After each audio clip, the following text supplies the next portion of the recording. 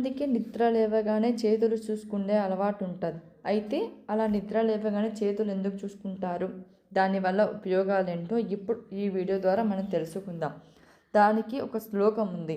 అదేంటంటే, కరాగ్రే వసతే లక్ష్మీ కరమధ్యే సరస్వతి కరమూలేతు గోవింద ప్రభాతే కరదర్శనం.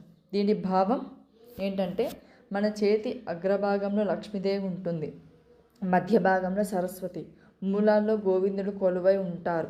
వారికి నమస్కరిస్తున్నామన్న భావనతో పొద్దున్నే చేతులను చూసి దైవ ప్రార్థనతో మన రోజుని మొదలు పెడతాం.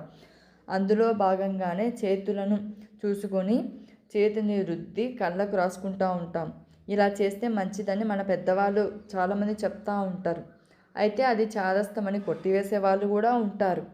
కానీ అందులో ఎంతో ఆరోగ్యం, ఉత్సాహం దాగి ఉంది.